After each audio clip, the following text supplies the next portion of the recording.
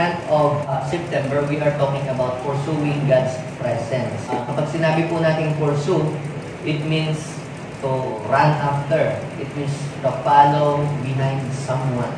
Tayo sa lugar pong ito, mga kapatid, ay nandito tayo para ipurso natin ang presence ni Lord.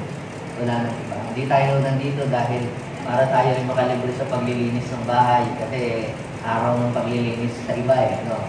Para hindi ako mautusan, pumunta ko sa church. Hindi po yun. Para ako baka may magpapautang sa akin. Hindi yun. No? Kung gusto nyo po na ang inyong pong buhay ay magkaroon po ng sigla at kalakasan at magkaroon kayo ng malinaw na direksyon sa inyong buhay, every time na kayo po ay pupunta sa church, ay ang ipurso ninyo po ang presence ni Lord. Kapag pinurso ninyo po ang presence ni Lord, sinasabi ko po sa inyo, hindi po kayo mabibigo. Bakit yung iba pumunta sa church pa? Wala nangyari lamang. Kasi hindi pinurso si Lord. Tinignan yung mga katabi, yung suot ng mga katabi, yung dito ng katabi, yung mga bubuk ng katabi. Yun ang pinuna. Yun ang pinurso. Ano kaya original kaya yung pag nito? Marami pong tao, pumupunta po sa church, ay distracted po sila. Kaya sila po, mga kapatid, ay parang walang nangyari sa kanilang pagsambang ginawa. Kapag sinabi po natin pursuing God's presence, our ultimate goal is to become more closer to Him. To know Him. Para lalo pa nating makilala ang Panginoon sa ating buhay. So, totoo lang naman, kilala naman natin ang lahat si Lord. Diba yan ang isinilang ni Mary? Kaya nga tayo nag-celebrate ng Christmas, Pastor. Ay dahil dyan, diba si Jesus yung pinako sa cross para tayo tulog sa kasalanan. Alam na natin yun. Iba po yung knowing about Jesus at iba din naman po yung knowing Jesus. Magkaiba po yun. Pwede nyo pong i-research sa Google at i-research kung ano ang mga katangian ni Jesucristo at kung ano ang mga ginawa ni Jesucristo. Knowing about Him is different from knowing Him. Kasi po, knowing Him talks about intimacy with God. At kapag sinabi po natin intimacy, mga kapatid, ito po ay intentional. Dapat sasadyain mo na talagang lumapit sa Diyos, sasadyain mong magbasa ng Biblia, sasadyain mong gumising sa umaga at manalangin. Kahit parang you are not feeling well, sasadyain mong mag-pray sa gabi bago matulog. Kahit parang inaantok na at parang wala kang ganang mag-pray, pero sasadyain mo na gawin yun. You are pursuing His presence. And kapag pinurso natin yung presence ni Lord, ang sabi ng Panginoon, when you seek me, you will find me. When you seek me with all your heart. So, ngayon, ang kamagat ng mensahe na aking ibabahagi sa bawat isa po sa atin ay pinamagatan ko kung pursuing God in difficult times. So, sino po dito ang nakaka-experience sometimes ng difficulty sa buhay niya? O, sino po dito ang nakaka-experience ng problema? Sino dito ang hindi nagkakaproblema? So, lahat ng tao ay nagkakaroon ng problema, nagkakaroon ng pagsubok sa buhay, nagkakaroon ng pasanin, nagkakaroon ng mga iba't ibang suliranin sa buhay. But I am telling you, God has provided a solution to your problem. Sabihin mo sa iyong katabi, anong dala-dala mong kabigatan niya sa buhay mo? Sabihin mo sa iyong katabi, 2,000 years ago, God has provided a solution. Amen? So, samahan po ninyo ako sa Luke chapter 10, verse 38 hanggang verse 42. Basahin natin sabay-sabay. Go! Nagpatuloy si Jesus at ang kanyang mga alagad sa kanilang paglalakbay at pumasok sa isang nayon. Malugod siyang tinanggap ng isang babaeng nagngangalang Marta sa tahanan nito. Verse 39. Ang babaeng ito ay may isang kapatid na Maria ang pangalan. Naupo ito sa paanan ng Panginoon at nakinig sa kanyang itinuturo. Sabihin mo sa iyong katabi, kaya kayo makinig din. At huwag pag-alagala. Okay? So, ang babaeng ito ay may isang kapatid na Maria ang pangalan at naupo sa paanan ng Panginoon at nakinig sa kanyang itinuturo. Verse 40, go! Alala si Marta sapagkat kulang ang kanyang katawan sa paghahanda. Nagpa-cater na lang yun para hindi Kaya lumapit siya kay Jesus at ang wika, Panginoon, sabihin nga po ninyo sa kapatid kung tulungan naman ako. Ngunit sinagot siya ng Panginoon, Marta, Marta, naliligalig ka at abalang-abala sa maraming bagay. Sabi mo siya, parang mukhang ikaw yung pinatatamaan ni Lord. Okay, sa verse 42, basahin natin, go! Ngunit, isa lamang ang talagang kailangan. Pinili ni Maria ang lalong mabuti at ito'y hindi aalisin sa kanya. So, may the Lord bless His message this morning. Nung nagkaroon po tayo ng 3 nights intercessory prayer, tinuro ko po yung sa mga leader, sa mga pastor, about pursuing God's presence. Na ang unang nag-pursue ay hindi ang tao, kundi ang Diyos ang unang nag-pursue sa tao. Nung ang tao ay malayo sa presence ni God. Di ba sabi, tao, nasaan ka? Ang pinurso ay ang tao unang-unang pinurso, unang-unang hinabol ni Lord at hinanap kung saan naando. So, kaya nga sabi ni Jesus, hindi kayo tumawag sa akin at pumili at humirang, ako ang tumawag at humirang at pumili sa inyo. Hindi natin po pwedeng pagyabang o pagmalakad. Kaya ako ganito kasi pinurso ko si Lord. Hindi totoo yun. Ang unang-unang nagkurso ay hindi ang tao, kundi ang Diyos. Na-share ko rin po yung pursuing God in difficult times. Pero kulang yun. At ngayon itutuloy ko po yung part na yun. Meron pong 3 uri ng tao na nagpupurso sa Diyos. Una, na nagpupurso kay God, those who are pursuing God but run away when there is a problem. Yung mga taong sumusunod sa Diyos, yung mga taong sumasamba sa Diyos, yung mga taong hallelujah, praise the Lord. Maraming blessing, di ba? Pero pagka nagkakaroon na ng pagsubok, nawawala na. Parang yung mga kaibigan mo, pag marami kang pinapainom, marami kang binibigay, marami kang nireregalo, marami kang pinapautang, dahil mong kaibigan, parang gano'n. Pero pagka yung ikaw na yung nagkakaproblema, nagkakaroon ka na ng mga sulirin sa buhay, nawawala na, busy na sila lahat.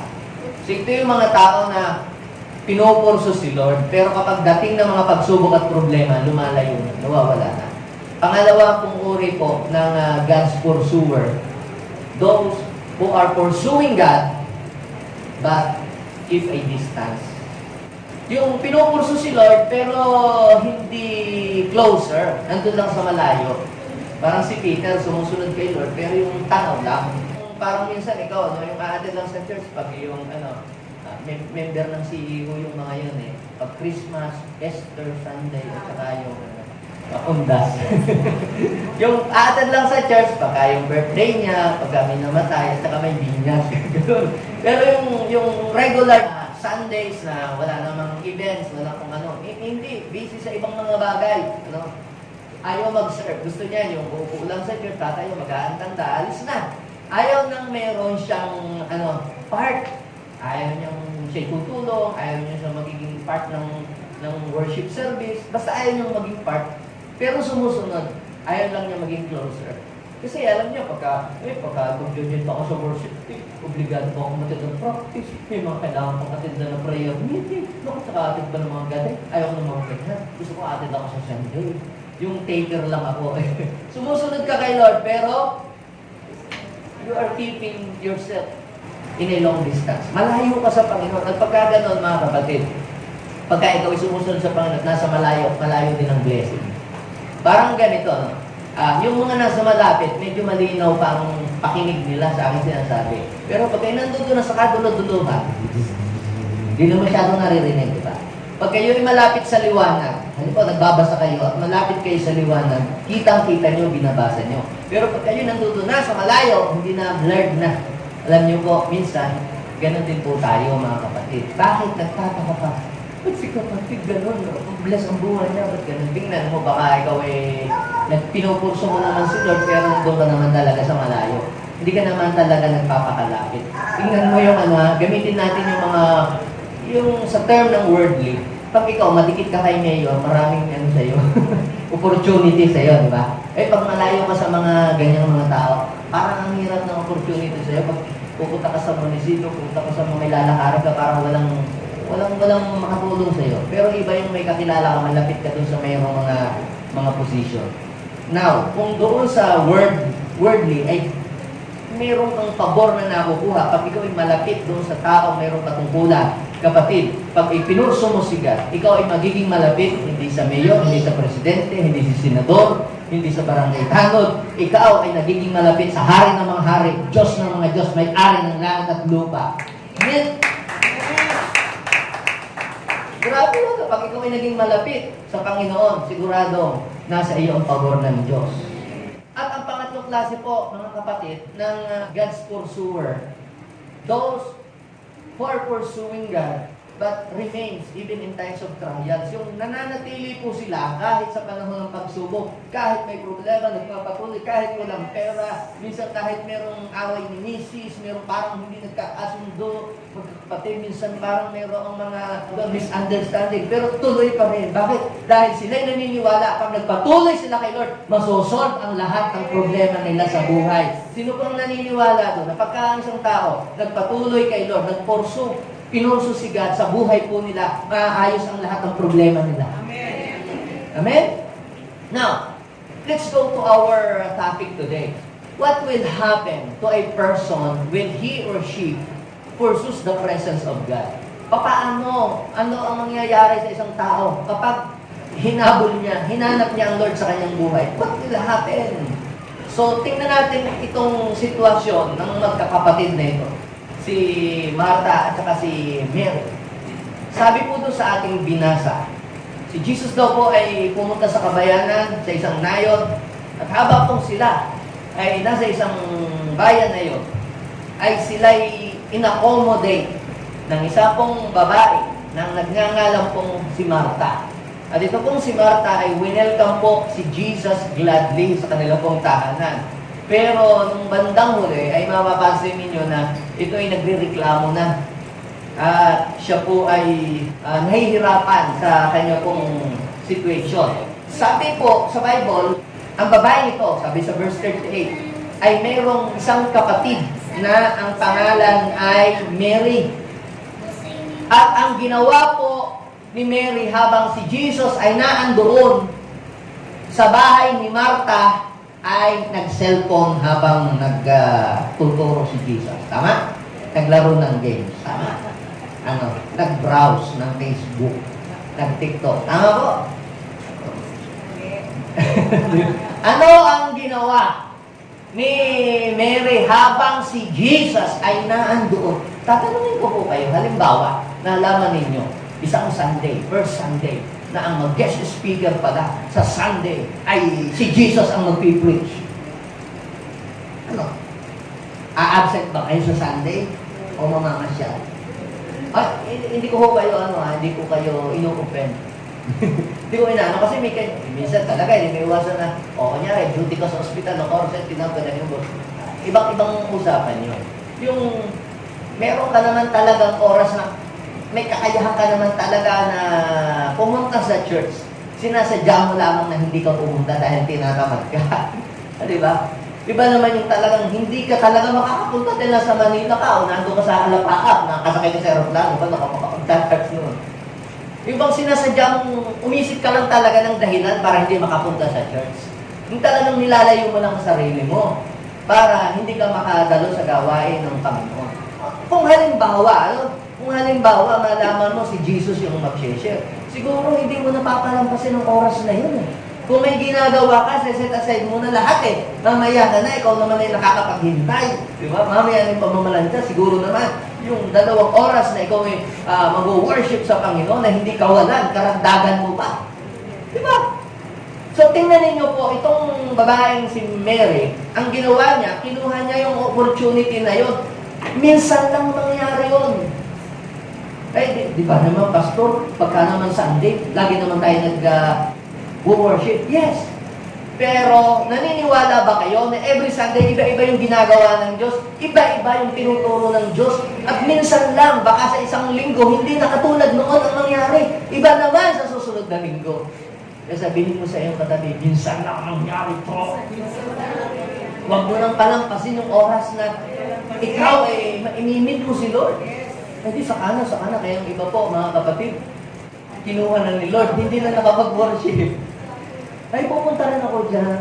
Yan, sa banda-banda riyan, makakasama rin ninyo ako. Di ba may mga kapamilya tayong gano'n? Hanggang sa hindi na nakapag-worship, kinuha na ni Lord. So ito si Mary, hindi niya pinalampas ang pagkakataon. Ngayon, number 1, na nakita ko po sa story na ito, what will happen to a person when he or she pursue God, pursue the presence of God in her life? Number 1 po, you will receive a revelation from God. Kung ikaw ay may mga problema, meron kang mga questions sa buhay mo, marami kang mga tanong na hindi masagot ng ibang mga tao, anong malay mo pagpunta mo dito masagot ni Lord? One time, meron kong umattend. First time na niya na umattend sa church natin. Galing po sila sa ibang place. Ngayon po, nung pagpunta po niya, first time lang po siya pag-attend dito. Eksaktong-eksakto na yung mga question sa isip niya ay nasasagot ng pangangaral salita ng Diyos. Hindi ko sila kilala. First time lang umattend. Alam niyo po, because of that, linggo-linggo na umaattend na sila dito. Second service. So, ibig sabihin, mga kapatid, ang Diyos talaga ay nangungusap. Anong malay ng preacher na a-attend ka? Tapos sasabihin, Pastor, ako pinatatamaan. Malay ko bang a-attend ka ngayon? Diba? Isipin mo na every time na ang salita ng Diyos ay ipangaral, sino man yung preacher dito, kung ikaw ay pursuer of God's presence, may minsaheng ibibigay sa iyo ang Panginoon. Ikaw man ay nasasaktan, o ikaw man ay hurt na sa sinasabi, tanggapin mo yun kasi yung mensahe ng Diyos para sa iyo, para mabago ang buhay mo. Yung iba ay gusto'y umunlad ang buhay, gustong umangat ang buhay, ayaw mo tanggapin ang mensahe ng Diyos. Kaya minsan kahit nakakasakit yung mensahe, kailangan natin tanggapin yun. Kailangan tanggalin natin yung pride. Bakit? Kasi ang Diyos ay wala siyang pinipilit. Hindi niya tayo pinipilit kung tatanggapin natin yung salita ng Diyos o hindi. Kung hindi mo tatanggapin, kawalan mo. Pero kung tatanggapin mo ang salita ng Diyos, magiging blessing yung word of God na yun para sa iyo dahil mababago ka, aayos ang buhay mo. Ako ay naniniwala na si Mary, mga kapatid, ay hindi po taong walang alam sa nangyayari sa bahay nila. Because Mary and Martha lives in the same home. Nakatira lamang po sila sa isang bubong. Parang yung mag-asawa. Posible namang yung problema ng asawang lalaki, hindi maramdaman kung ano yung problema ng asawa niya. Posible namang yung mga anak, hindi alam kung ano ang problema sa kanilang tahanan. Pwede ba yun? Kung hindi man alam talagang detalye, pero nararamdaman ng mga yun na may problema sila. Di po ba? Naniniwala po ba kayo yung pressure, yung problema na nararamdaman ni Mary na problema sa bahay ay ni Martha ay hindi alam ni Mary? Alam! Pag nakatira ka sa isang bubong, hindi po pwedeng hindi mo maramdaman o malaman yung problema. Pero alam niyo po, mga kapatid, Martha and Mary has a different solution to solve their problem. Same problem. Pero different style ng pag-solve. Pansin niyo po? Yung isa kailangan gawin ng gawin. Di ba? Gamitin ang kanyang galing. Pero alam niyo po ang nangyari? Napagod. Pero si Mary, in the middle of their difficulties, anong ginawa niya? Umupo siya. Nakinig kay Lord. Humingi ng direction. And I believe Mary received a revelation from the Lord. Jeremiah 33 verse 3. Nung si Jeremiah ay nakakulong, natatangkalaan, siya po ay nasa loob ng rehas na bakal dahil sa kanyang pagpuprophecy o pagpuprophesy, siya po ay pinakulong ni King Zedekiah. Pero sa gitna po ng kanyang bilangguan, ang ginawa po niya, siya ay nagdasal. Nagsik siya kay God at si Lord ay nagbigay sa kanya ng word. At ang sabi Jeremiah 33 verse 2, call unto me, and I will answer you. And I will show you the great things and mighty things that you will not know. So, when you call me, I will answer thee. You will receive a revelation. And I will show you. You will receive a vision. The things that you do not know, knowledge. So kapag ikaw ay lumapit sa Panginoon, you will receive a revelation, you will receive a vision. So ang vision, yan ang mag-direct sa iyong destinasyon. And knowledge, yung mga hindi mo pa alam, ay ipapaalam sa iyo ng Panginoon. Na-experience niyo po ba na meron kayong problema, instead na ikaw ay mag-seek kay Lord, ay ang sinisik mo yung red horse, yung tanduay, di ba? Instead na ikaw ay mag-ask sa Lord ng light, ang binibili mo sa light. Di ba? So, bakit? I am telling you, no amount of alcohol can solve human's problem. Naniniwala po ba kayo? Na pag may problema ka, sa ating pangkaraniwan, sa traditional na nararanasan natin, sa ating bansa, ano, hindi tayo punto sa iba. Pag ang isang tao ay may problema, alam mo na agad ang unang-unang gagawin niyan. Sige nga, sabihin ninyo, pag isang lalaki, lalo na, ano, may problema, ano ang unang-unang niyang gagawin? O, di ba? Pero nasolve ba ang kanyang problema? Meron nga pong isang lalaki, inom siya ng inom. Talagang pagkakainom niya ng isang bote, inom siya ulit. Ano ba problema mo? Gusto kong makalimutan ng aking asawa. Hindi, inom siya ng inom.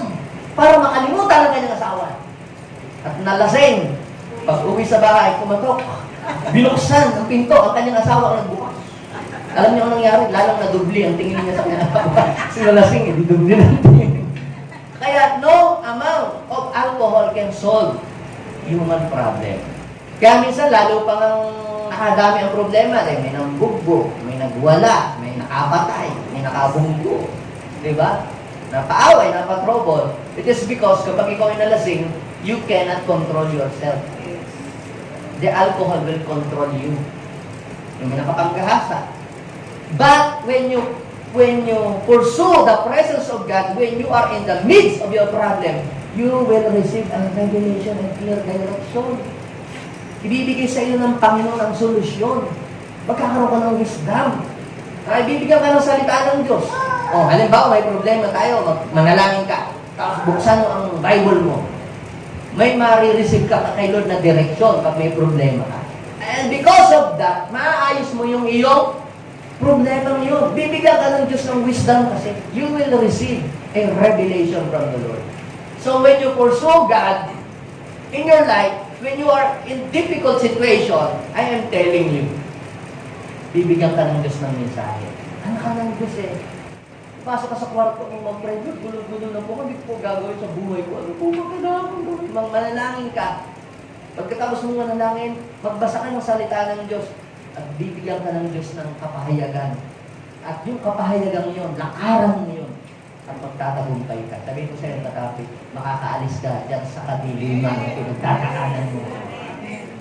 Basta ipurso mo lang si Lord sa buhay mo. At kapag pinurso mo si Lord, I am telling you, mahahango ka dyan sa kadiliman ng buhay mo. Nung nagsisimula pa lang po kami sa ministry, kasama ko po lagi sila Sir Omi, sila Ma'am Sheila, bata-bata pa kami ng araw. Ganun mo, bata pa din naman kami ngayon. Alam niyo po ang mga pinupuntahan namin, no? Laging mga mag-asawahan at pamilya. Kaya ang ating pong strength ng ating church, yung family. So our vision is to conquer the whole Pangasinan by putting up churches in different municipalities, towns, to connect every family to God. Kasi ang church yung nagko-connect yun sa Diyos ng mga tao. Kaya, hindi natin naman sa religion dinadala ang tao, sa Panginoon. Ang ating pong mission is to connect people to God and make it true followers of Jesus. So, kinoconnect lang namin sila to Lord. May mga asawa pong maghihiwalay na, nag-aaway, yun ang mga namin pinupuntahan. At wala po kaming ibang sinasabi kundi lumapit sila kay Lord. Kahit na po sila, bigyan namin ng mga pangangailangan nilang material, hindi po yun enough para masolve ka ng problema. Yung po mga taong talagang tunay na pinorso nila ang Diyos sa kanilang buhay, maangat na ang buhay mo, gumanda ng tabunan. So walang taong totoong ang pinorso ang Diyos na pagdating sa dulo, pumangit ang buhay. Maaaring habang pinupurso mo si Lord, marami kang struggle, marami kang obstacle. Tuloy lang. Pagdating doon sa dulo, para kung nasa ilalim ng tunnel, nakasakay ka sa tren, tuloy lang pagdating sa dulo, may light. Sabihin mo sa iyong kalabi, tuloy mo lang ipurso si Lord, kahit may problema, kahit may pagsubok, tuloy lang. Pagdating doon sa dulo, may liwanag. O sige, huwag mong ipurso si Lord. Unahin mo ang ibang bagay. Baka dilim, puro dilim ang iyong mapuntahan. Bakit liwanag? Kasi pinurso mo si Lord. Sino ba si Lord? I am the light of this world.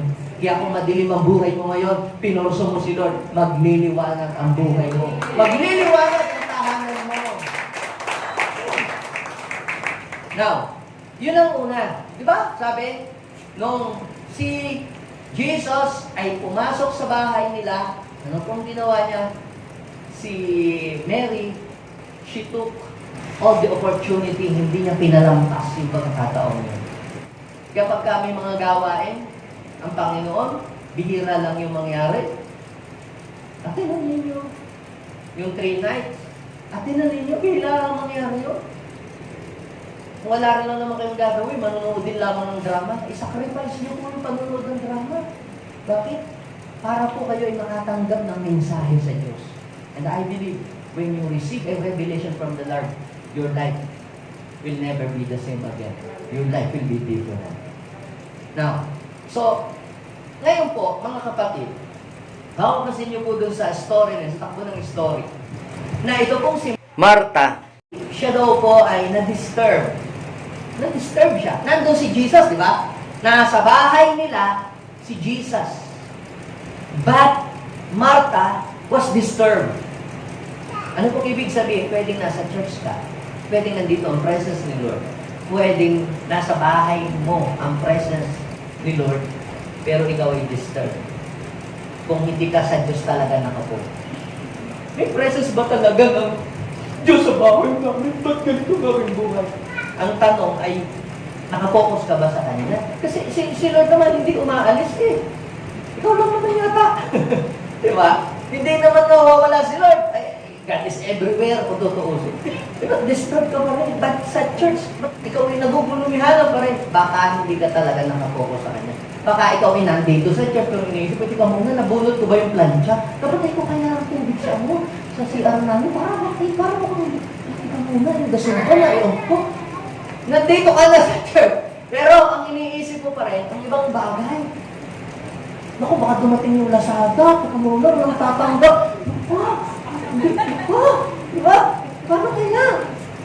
Nandito ka sa church, pero disturb ka kasi nakapokus ka sa ibang bagay. Ang daming ganyan. Sabihin ko sa iyo, parang tawag, parang ganyan. Sa bahay ni Martha, na andoon si Jesus, pero po siya ay disturbed. Basahin niyo po yung sa English. Sabi ng verse 40, alalang-alala si Martha sapagkat kulang daw po ang kanyang katawan sa paghahanda. I-justify natin ng konti si Martha. Huwag naman natin masyadong i-marder yung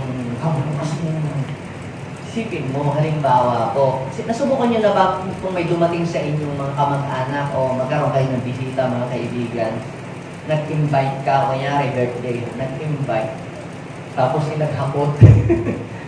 Diba, nasubukan na ninyo yung dagsaan kayo ng mga bisita sa inyo. So ano kung gagawin po ninyo? Di siyempre, saan ba bibili ng sardina? Saan ba bibili ng mga coke? Di ba, ganun ka, kung wala ka pang mautusan.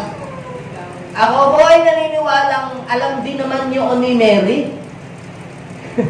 Di ba? I-justify natin si Martha.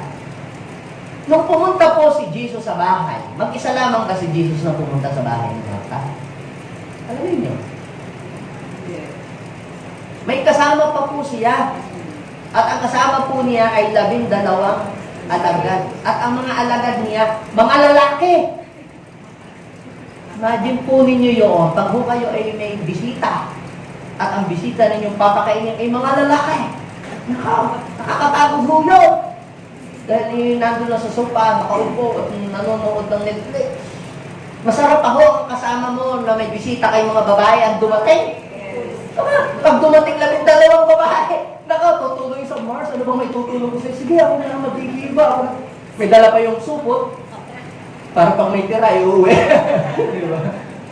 Alam niyo po, di ba, ganon? Eh, mga lalaki ang bisita niya, mga alagad ni Jesus. Eh, siyempre wala siyang makatulong, di naman tutulong na mapaghihiwa yung mga yun. Imagine niyo po yung kalagayan niya. Ang hirap ng kanya po, sitwasyon. Tapos, wala pang tumutulong sa kanya. Di ba, minsan ganun po tayo. Niisip natin, nilayuan na tayo ni Lord. Tingnan nyo sa English. Tingnan nyo sa English. Sabi po sa verse 40, say, Martha was disturbed with much serving. Siya po ay masyado pong nadidisturb during that time. Dahil po sa sobra niyang pagsisilbi. Kasi sobra po ang kanyang trabaho. Kaya sabihin mo nga sa iyong katabi, baka kaya ka nakapagod. Ha? Sobrang dami mo nang ginagawa. Hindi naman ho masama ang masipag. Tama lang hong mag-serve. Pero, alam niyo po, mga kapatid, sa Diyos po, mas after siya, doon sa, ikaw ay magkaroon ka ng connection sa Kanya. Ito, busy na siya sa kingdom, pero wala siyang time sa king. Bakit po? Si Martha ay distracted. Kasi, ang focus niya ay nasa iba't ibang mga bagay. Pero si Mary, mga kapatid, ang focus niya ay nasa Diyos. And what will happen? Aside from you will receive a revelation from God, ang pangalawa po, mga kapatid, you will not be moved by any kinds of problem. Hindi ka mamumove ng anumang mga pagsubok.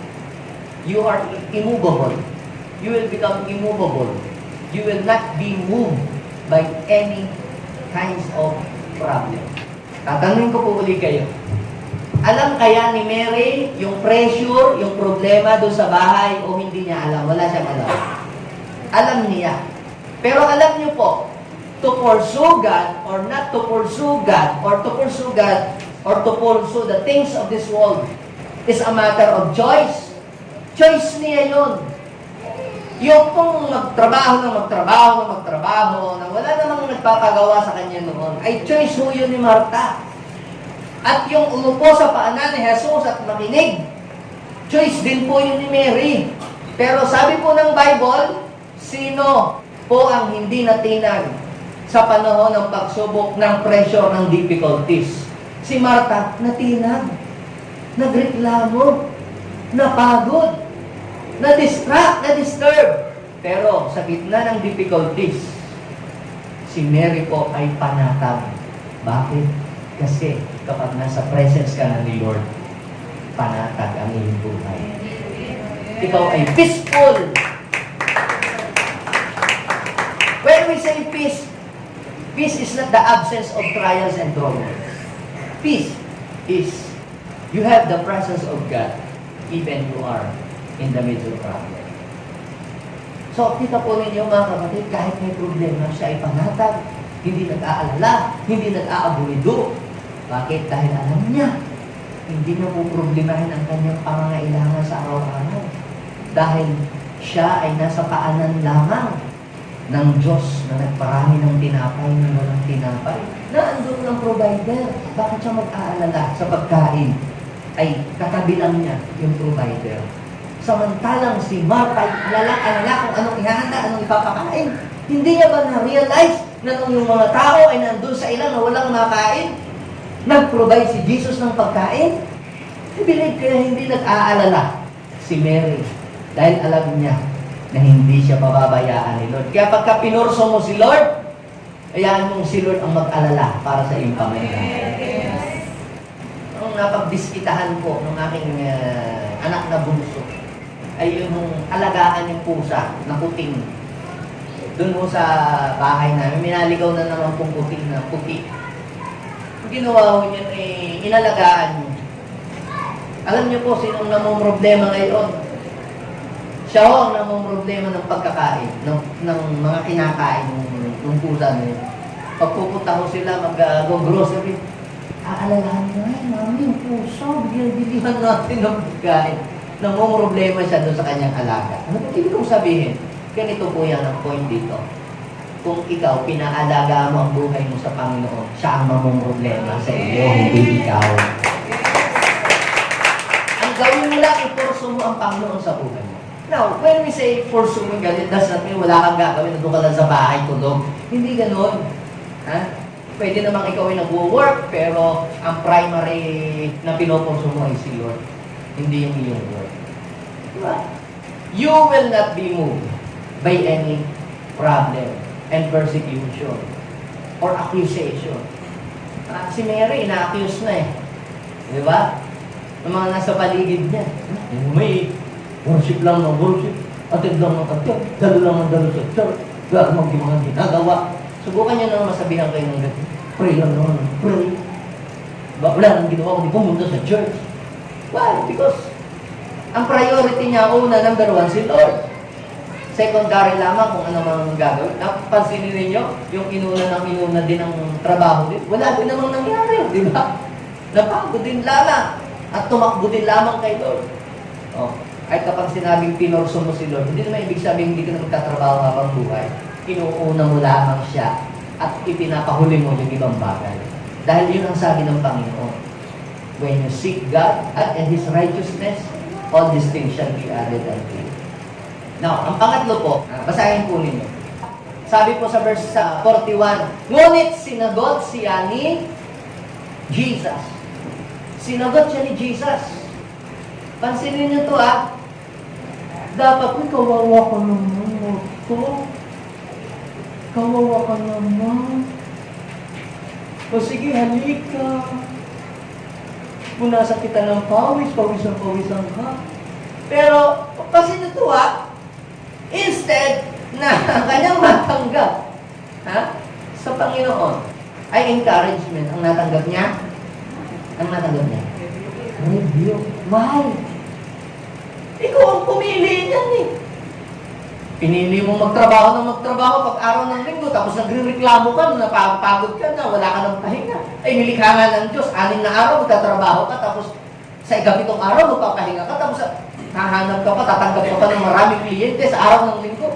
Wala ka ng pahinga, yung mga makina, pinagpapahinga pag nag-o-overheat bit. Tapos ikaw, kahit araw ng pamamahinga, tatanggap ka pa rin ng maraming trabaho. Tapos magre-reklamo ka sa Panginoon, pagod na po ako. Review kayo talaga ni Lord. Bakit? Diba? 6 na araw lang naman dapat ka magtatrabaho. Bigay mo naman ang oras mo para sa akin. Wala ka kasing time sa akin, kaya napagod ka na sobra. Marta, ikaw ay abalang-abala. Sinagot siya ng Panginoon, naliligalig ka. At abalang-abala sa maraming bagay. Because Martha was pursuing the things of this world. Tsaka, yan naman hindi mawawala yan. Laging nandyan yan. Sayang pastor, pagkalbog, madami ka rin, kiyet kayo. Yaan mo, pag nasa iyong Panginoon, maghihintayan, makapaghihintayan. Kung sarado ang tindahan mo ngayon, hayaan mo, hindi yung bibili sa iba.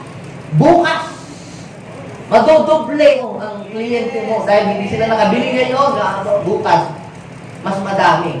Di ba? Hindi mo pupuntahin ni Lord sa iba kung maayos ang serbisyo mo dahil alam ka ng Diyos, maagad ang serbisyo mo sa kanya. Hindi yung pupunta sa ibang iba. Ikaw pa rin ang hihintay mo. Danasan namin yan. Kaya, alam niyo po mga kapatid, si Martha, instead na makatanggap siya ng encouragement, sermon. Sermon. Nasermonan siya ni Jesus. Yan, abalang-abala ka sa maraming mga bagay. Nasermonan siya ni Lord. Kaya sabihin mo sa iyong katabi, anong gusto mo makatanggap kay Lord? Sermon o encouragement.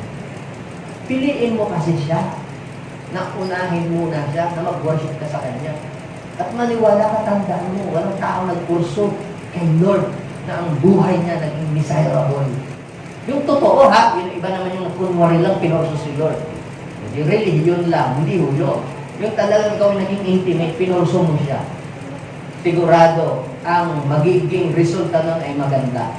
Tingnan ninyo po, ito yung pangatlo. God will stand on your side. He will stand beside you. He will back you up. Babak-apan ka ni Lord. Sino ba ang mas kinampihan ni Lord sa dalawa? Diba, karayas naman silang may problema. Pero kanino mas pumanig si Lord? Sino ang ipinagtanggol ni Lord? Kaya sabihin mo sa iyong katabi, pag pinurso mo ang Diyos sa buhay mo, kahit maraming nag-a-accuse sa iyo, kahit may mga tao nag-criticize sa iyo, pinupurso mo si Lord, huwag kang mag-alala, babak-apan ka ni Lord. Ipagtatanggol ka niya sa mga nag-criticize. Wala mong ginawa, hindi mag-church dyan sa bumakin, napapalanin dyan. Si Mary, walang imik, hindi gumaganti. Si Lord ang nagtatanggol sa kanya. Kaya kung merong nagpipersikot sa inyo, na ano, antay kayo sa buragin yan, na pala dyan, huwag na lang kayong umimik. Hayaan niyo si Lord ang magtanggol sa inyo. At grabe pag si Lord ang magtatanggol sa inyo, grabe! Ha? Makakatanggap ng sermon kayo, kasi sermon ng Lord yung mga nag-a-accuse sa inyo. Hindi nila alam kasi ang kanilang sinasabi. Kaya tingnan ninyo ha, nasermonan, na-rebuke pa ni Jesus yung mga nag-a-accuse kay Mary. Si Mary naman, di nagsasalita. Walang imik. Kaya ganun din po tayo dapat. Kung may mag-a-accuse sa atin, at kung ano ng mga sinasabing mga pang-judge sa atin, walang katotohanan, tumahimik na lang tayo. Hayaan natin si Lord ang kumilos. Kaya pag pinukurso mo si Lord, babakapang ka ni Lord, ipagtatanggol ka ni Lord, siya ang bahala sa iyo. Amen? So, ano pa po yung next verse?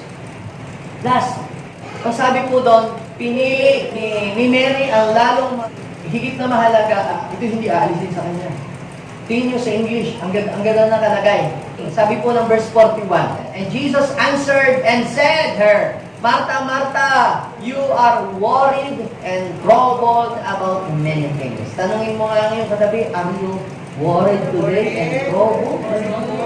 Paano ko yan yung babayaran ko? Tapusan na. Paano ko yan ano yan? Pakalagay ko. Naku, wala pa kami pagbayad. You are disturbed and worried.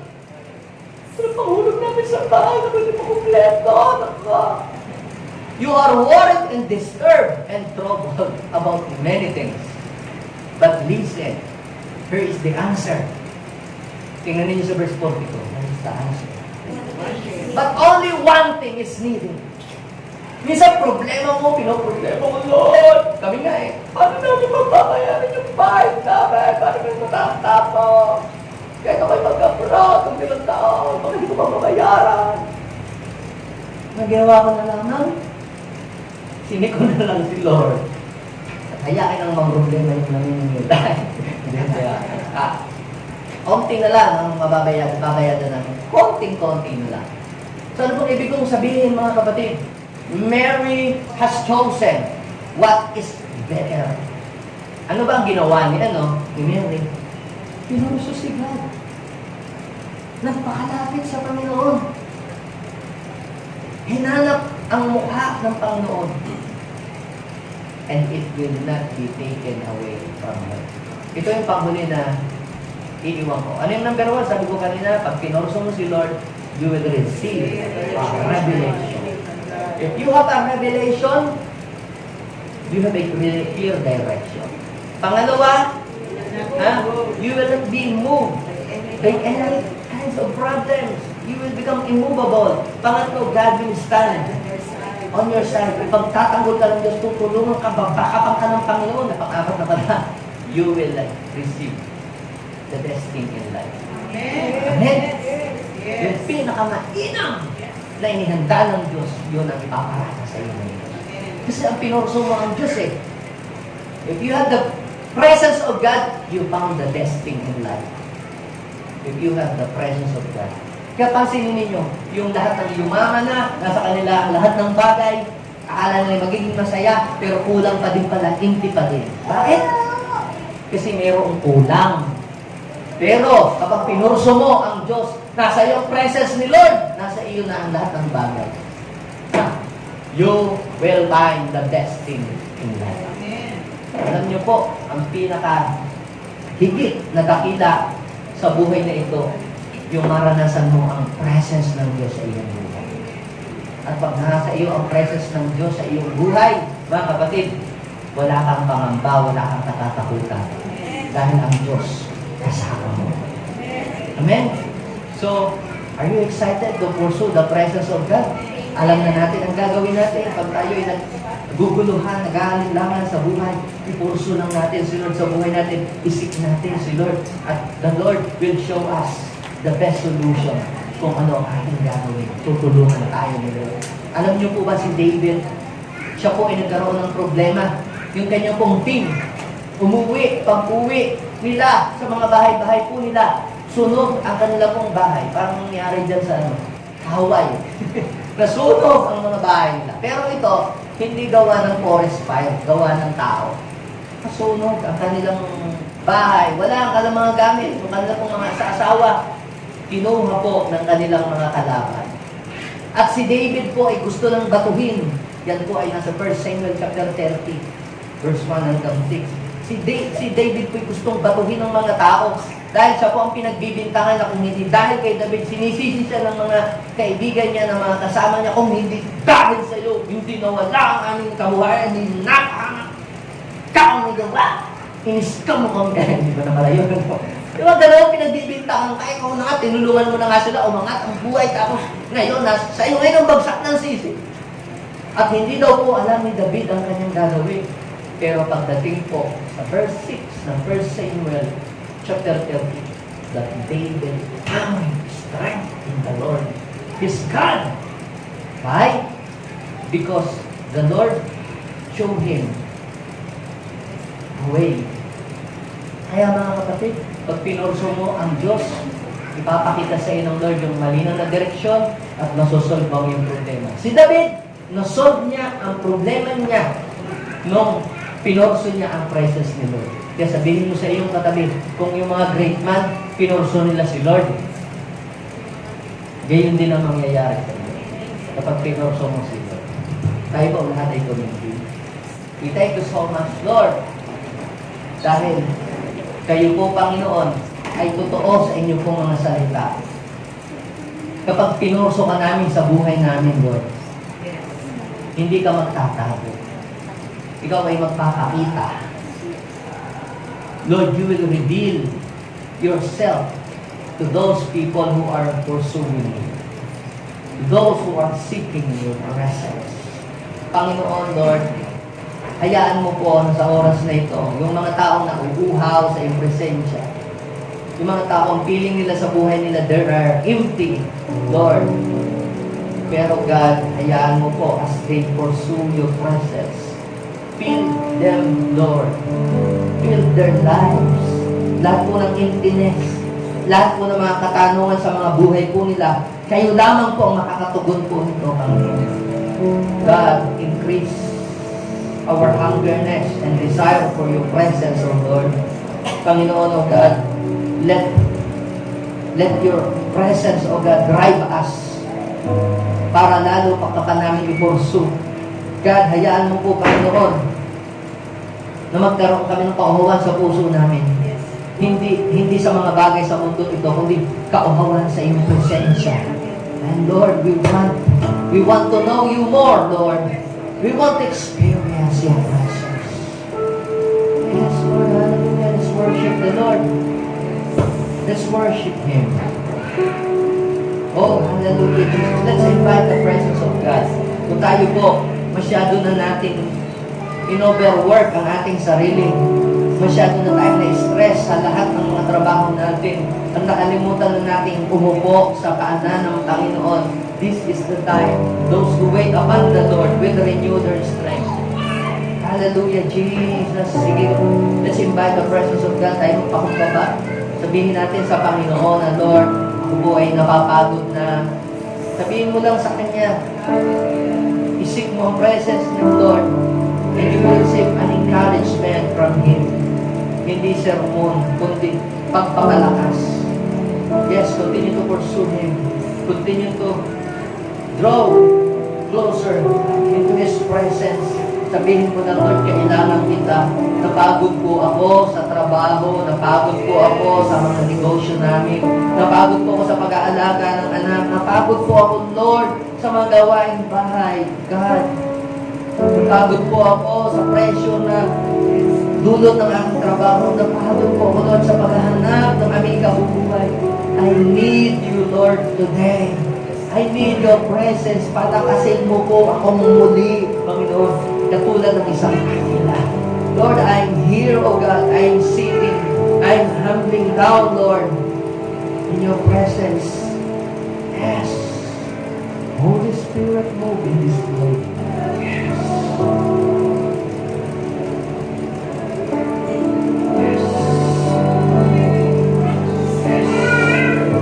Yes, Lord.